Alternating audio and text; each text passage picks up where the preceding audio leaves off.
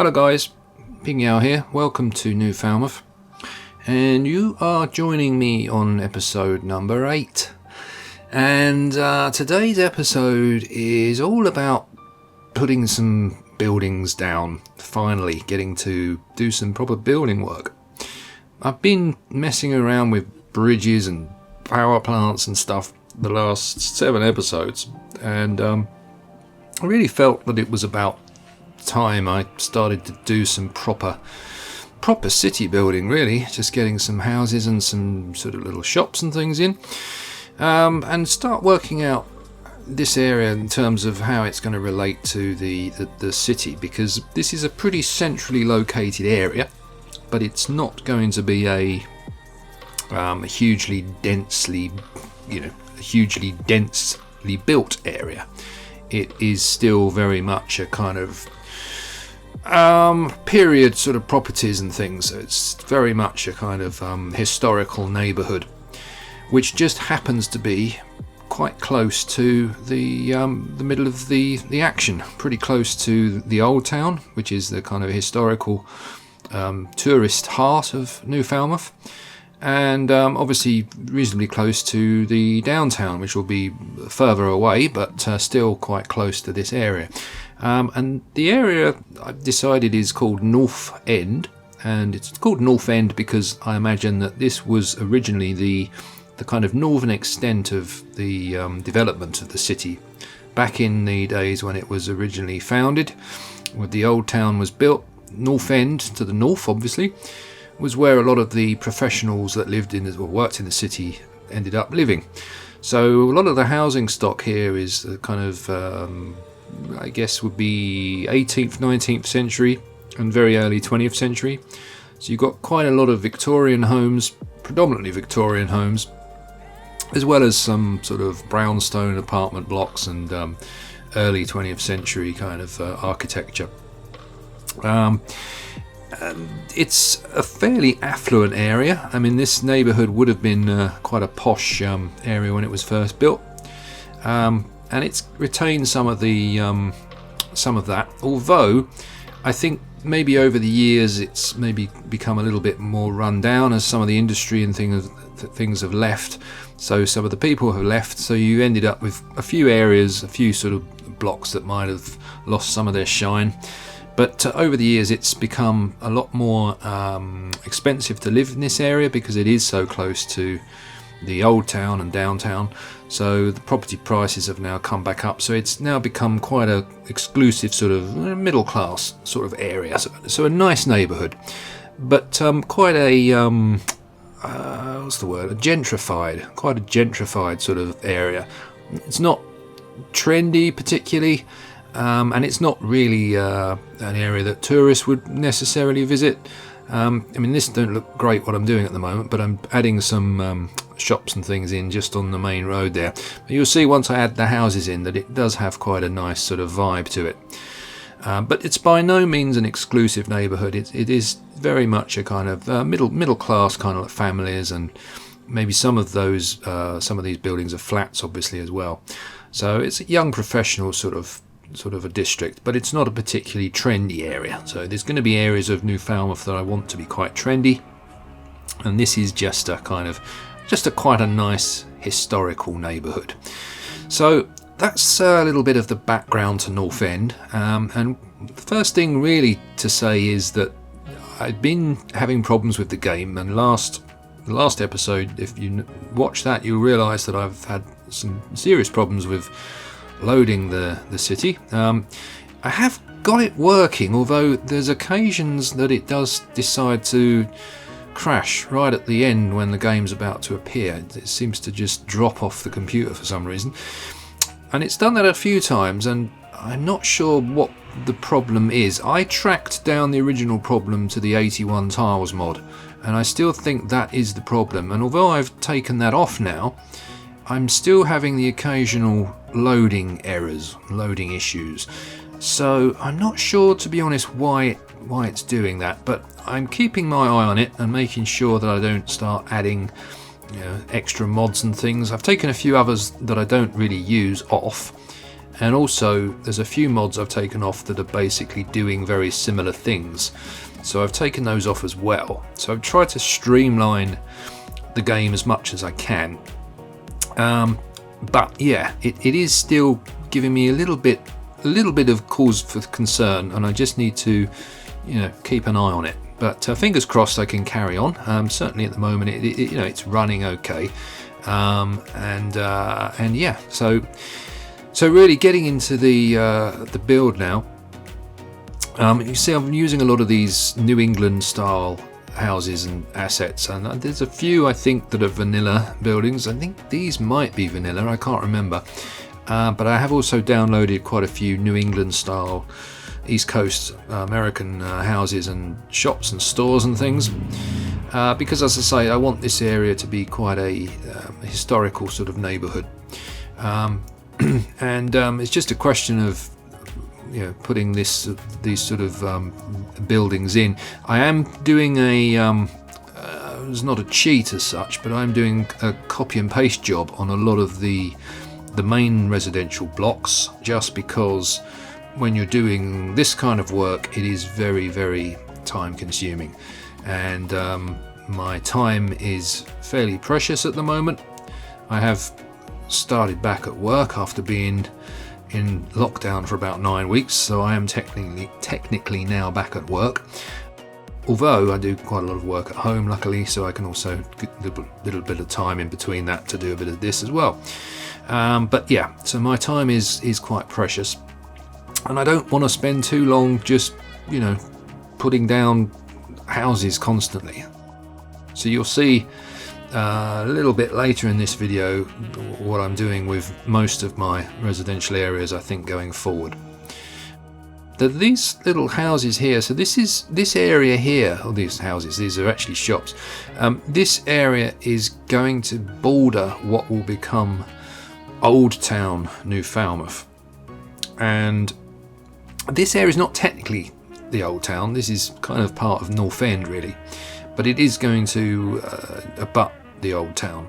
So you still got quite a lot of period buildings, sort of very early 20th century and sort of late Victorian stores and things.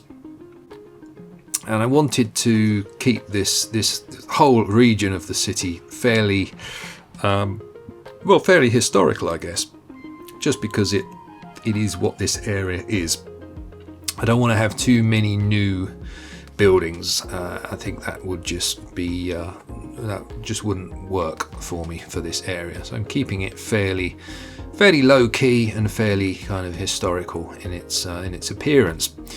Now, what you'll see in a minute is one of the main buildings of this area. That's kind of a landmark building, I guess, which is I'm not sure if it's an industrial building. I got it off the workshop, but it looks like a kind of commercial apartments or something like that, which is this building here I'm just placing in. It does have a chimney which billows smoke out, so I'm guessing it is actually an industrial prop, although I love it and I think it really fits in here nicely. You'll see on some of the cinematics and screenshots that I've been posting, this building makes an appearance. It is really a sort of landmark building for me at the moment, but I have converted it to PO, and that actually takes away any animations that are associated with the building, so I can actually stop the building from belching out smoke from its chimney by converting it to PO. So that's another handy hint. If you've got a building that's bellowing out smoke, convert it to PO and then it'll stop doing that for you. But there you go, handy hint.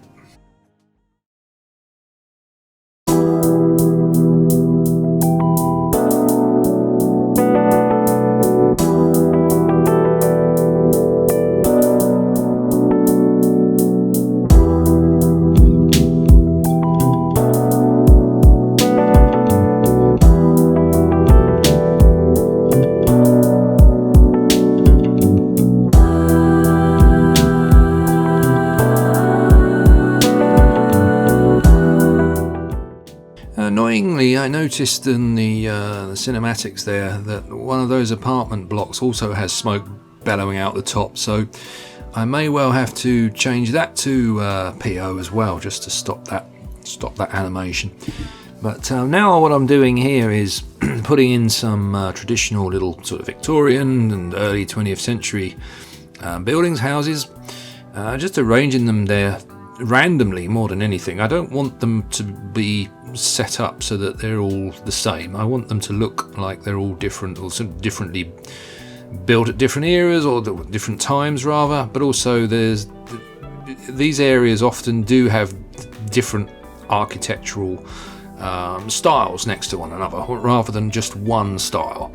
So I think it makes it more interesting if you can sort of mix and match them a little bit rather than just having the same type of building.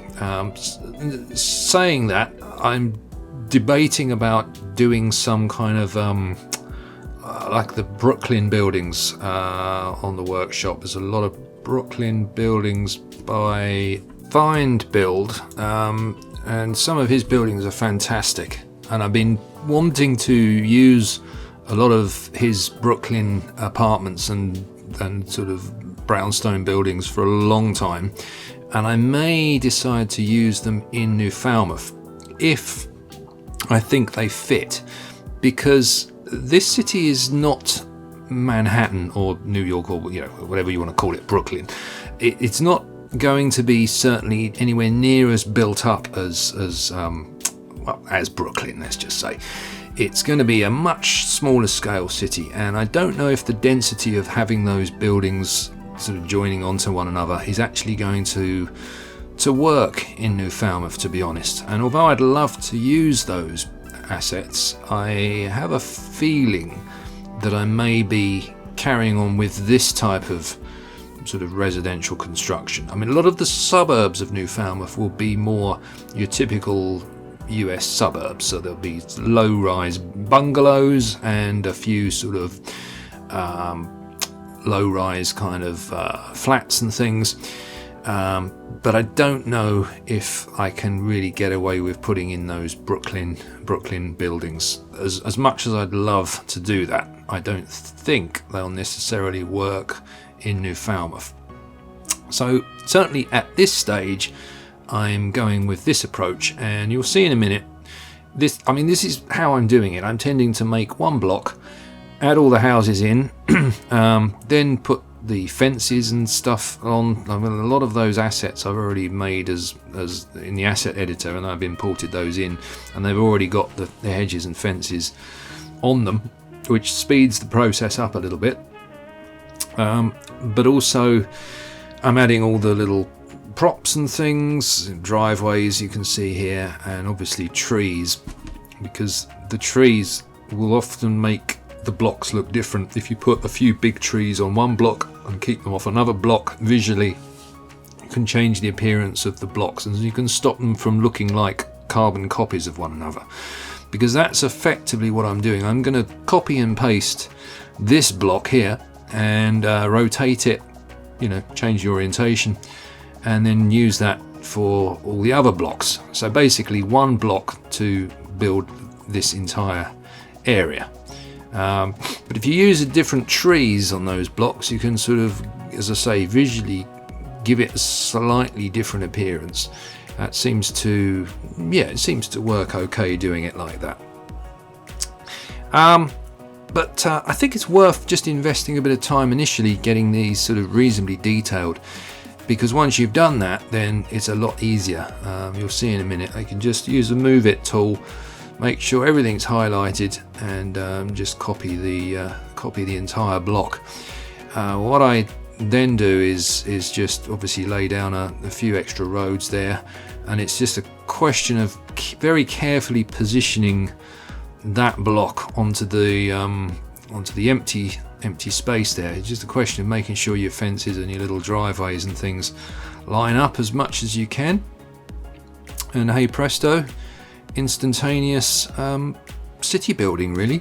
I mean, this is just a really good way of using Move It. I mean, even if you don't use Move It for anything else, if you just use it as a copy and paste mod, then that in itself is really, really useful.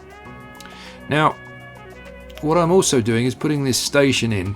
as I say, Northend is pretty very well located in the city centre, and it also has its own station, which is kind of a low-key commuter station, city station. You know, there's nothing particularly unusual about it. What I am doing is putting down a bespoke bridge. I'm using the invisible roads network there just to avoid having a deep sort of bridge structure, because I want to keep the railway line fairly shallow. I don't want it too deep, the railway line, which means that the roads that I've got with the bridges just to me look far too deep. The bottom of the bridge section extends too far down, and it means you have to drop the railway almost twice as far down for it to realistically clear the underside of the bridge. So I thought I'd do this, just use PO to make my own bridge like I've been doing on some of the other builds in the city. I know what it is with me and bridges, but I can't seem to use my own, or I can't seem to use purpose-built bridges. I have to sort of make my own for some reason, so I don't know what that's about. But anyway, it's it's a bit more kind of experience in terms of working with PO and stuff, using some of these props and things, which I've been using a lot now. I've got certain go-to props that I then use to make these sort of details. This is just a concrete wall network, which looks like an embankment or a retaining wall there. And again, using PO here just to put these little chain link fences in, which I think work really well just sitting on top there. You could probably do this with Move It, maybe, but I find that I have a lot more control over PO. So if you haven't, anyone who's watching this hasn't used PO, then it is worth just giving yourself an hour or so just to learn the basics, because often it's just the basics. I mean, most of the time it's just the basics I'm using PO for, just to give me a little bit extra control over moving stuff about. And things like this, which is like a steel beam, you can just scale that up and put it in underneath so it looks like it's actually supporting the road. And also you can see there I've still got enough clearance there on the train. So yeah, just a question of putting all these little props, building up a bridge so that it visually looks kind of right. And I always like to have a nice red steel structure underneath. I think that just sort of sets it off really nicely. But yeah, no reason other than I just wanted to have a go at putting a bridge, and also it makes it look a little bit more individual, the station, then, because you've got some infrastructure next to it, which is just slightly more unusual, I guess.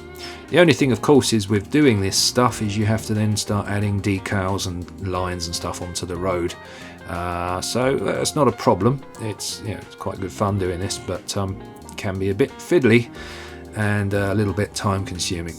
So yeah, as I say, I'm not going to be doing this on everything, just certain key kind of areas of the city. I think I'll spend a little bit more time doing my own kind of proper builds, I guess. One little thing to do, especially with these decals, is you can, in Move It, you can just raise them up slightly and it makes them fainter. It stops them looking so bright, which is a bit of a bugbear of mine when I see the lines that are too bright. So yeah, that's worth trying just to give it a little bit more of a sort of realistic feel. So we are getting close to the end of the episode. I'm going to leave you with some cinematics, which will explain quite a bit in terms of the position of this area and how it relates to the rest of the city, hopefully. So do stick around for those. I will be building the Old Town in episode 9, which will hopefully be out in about a week or so. So that should be an exciting episode. We're getting to grips with the Old Town proper. So if you've enjoyed the video, guys, do hit that like button. I appreciate that very much.